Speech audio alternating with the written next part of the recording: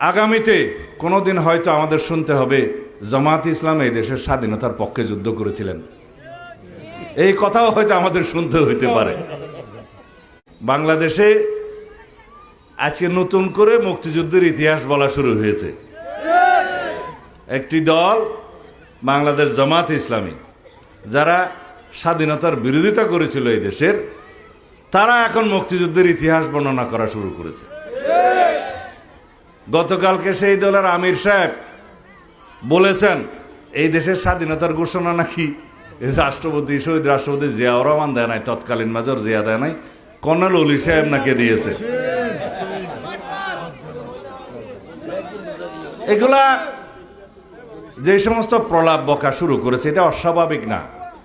কারণ যারা বাংলাদেশের স্বাধীনতার বিরোধিতা করেছিল, তারা বাংলাদেশের স্বাধীনতার ইতিহাসকে বিকৃতি করবে, এটাই স্বাভাবিক।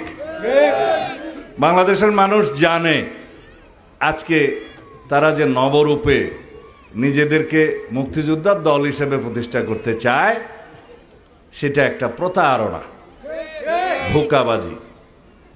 এবং তারা বলছে তাদেরও নাকি একজন মুক্তিযোদ্ধা আছে,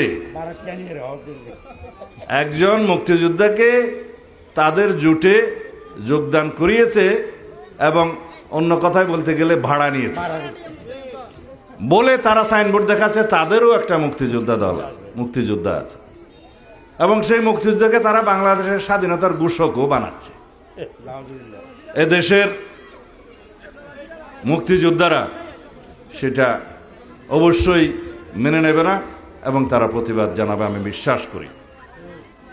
এদেশের সকল জনগণ, দেশপ্রেমিক যারা স্বাধীনতার পক্ষের শক্তি, তারা প্রতিবাদ জানাবে, আমরা জানি। একটা রাজনৈতিক দলের একজন কর্মী হিসাবে আমাদের দায়িত্ব বাংলাদেশের স্বাধীনতার ইতিহাস নিয়ে যারা বিভ্রান্তি সৃষ্টি করতে চায়, মিথ্যা তথ্য দিতে চায়, স্বাধীনতার ইতিহাসকে যারা বিকৃত করতে চায়, তাদেরকে ধিক্কার জানানো, নিন্দা জানানো। আমি খুব শালীন ভাষায় সেই নিন্দাটা জানালাম, তীব্র প্রতিবাদও জানালাম দলের পক্ষ থেকে।